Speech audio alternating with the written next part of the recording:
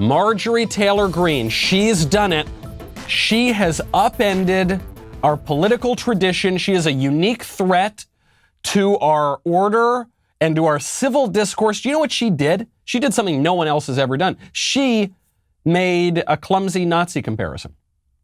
Tweets out, quote, "Vaccinated employees get a vaccination logo just like the Nazis forced Jewish people to wear a gold star. Vaccine passports and mask mandates create discrimination against unvaxxed people who trust their immune systems to a virus that is 99% survivable." Outrageous, right? They got to boot her from Congress. We need to take a stand. She made us a sort of clumsy simile. Kevin McCarthy is the Republican leader in the House. He tweets out, "Marjorie is wrong.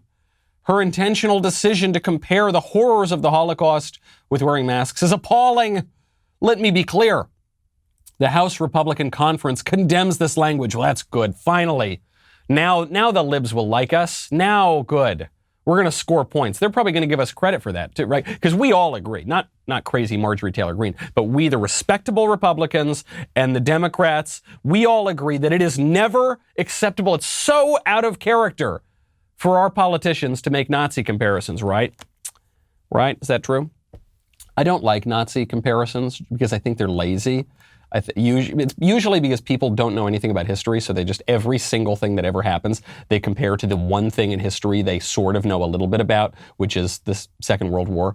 So they'll say, Trump drank water. You know who else drank water? Hitler did. So I think they're lazy. I think they're imprecise. But why do we need to rush to disavow this sort of stuff? Why do we need to say anything at all?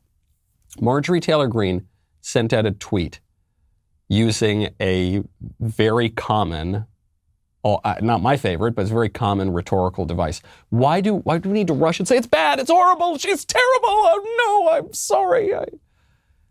Who cares? Who cares? She is not a particularly influential member of Congress. I think she's a freshman congressman, isn't she? It's not like she's been there for 30 years. She doesn't lead committees. Who cares? I Googled Trump Nazi just to see if really Marjorie Taylor, she's the only politician ever to make one of these comparisons. Just the first page. I looked just at the first page. I said, open. I didn't even open all of them. Here you go. Here's a stack. Here's a stack of Washington Post. Trump's refusal to acknowledge defeat mirrors the lie that fueled the Nazi rise. There's one.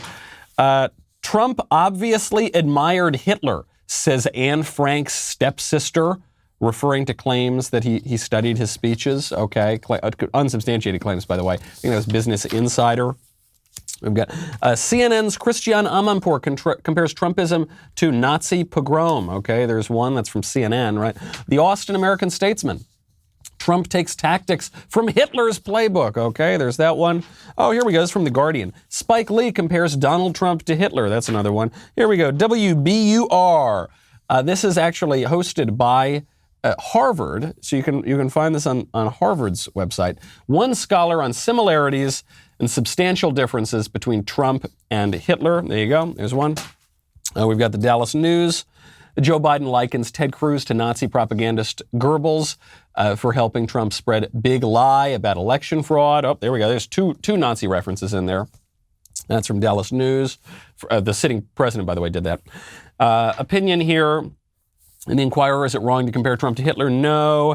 And not just Democrats, by the way, some Republicans too. Here's Sky News. U.S. Capitol riots. Arnold Schwarzenegger compares pro-Trump rioters to Nazis who attacked Jews during Night of Broken Glass.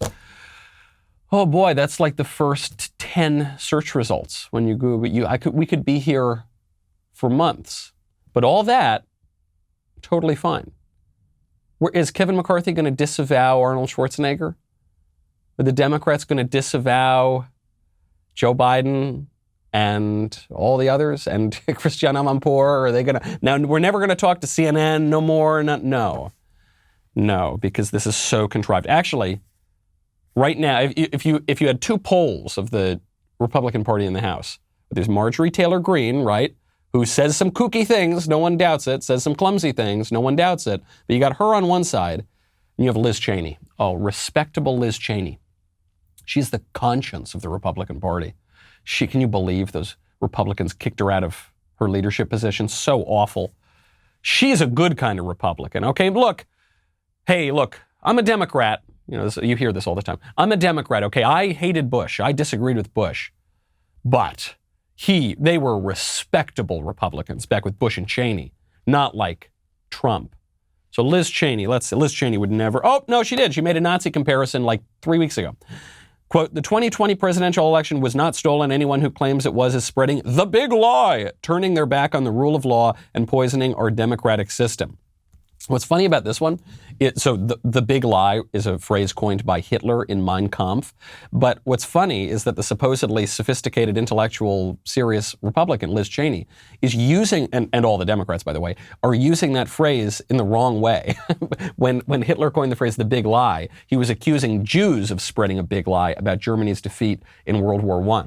So if you use the analogy in the way that Liz Cheney and the Democrats are here, they are actually putting themselves in the position of the Nazis. The only difference I see here is that at least Marjorie Taylor Greene's clumsy Nazi comparison was coherent. Liz Cheney's, which she sent out just 3 weeks ago, not even, was not coherent.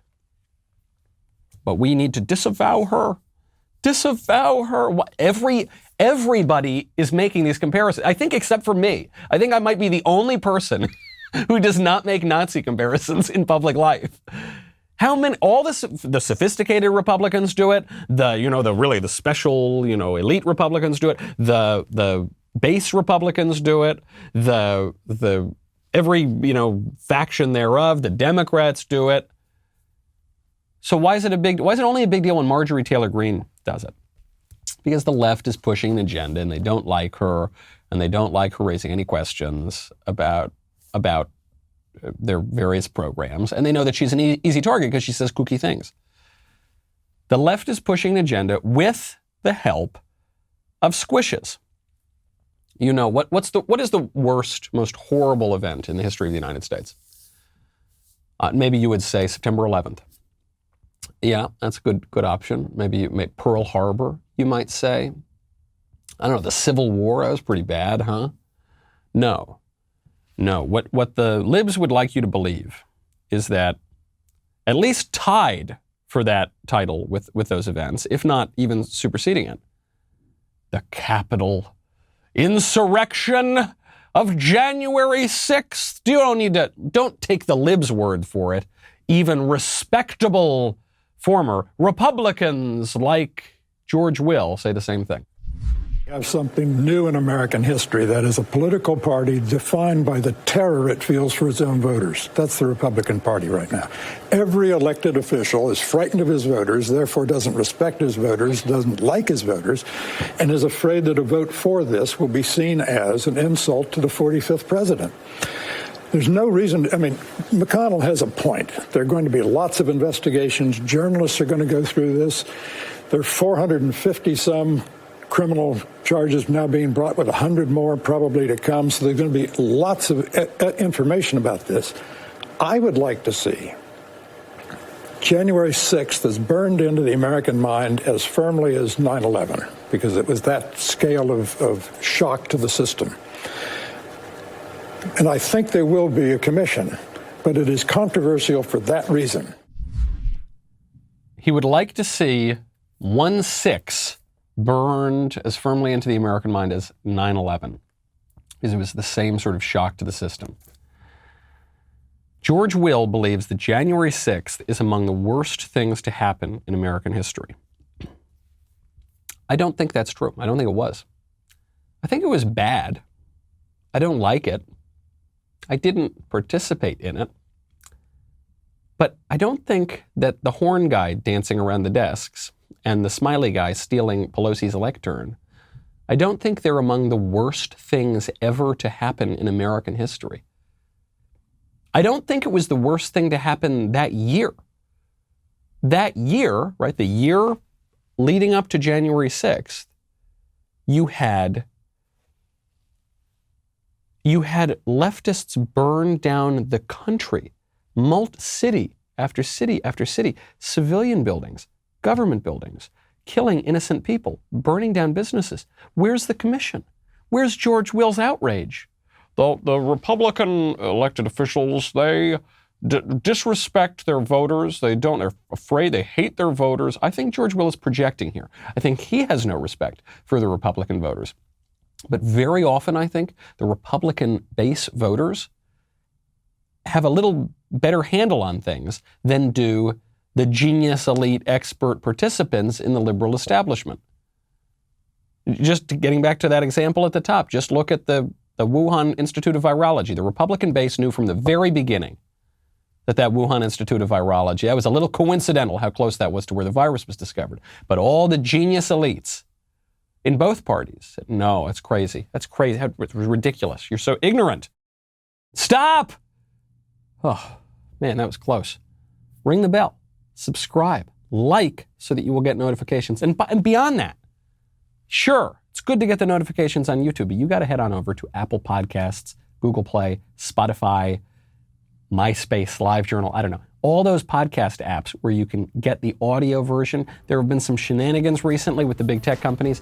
Head on over there, subscribe. Please leave a 5-star review. We'll see you next time.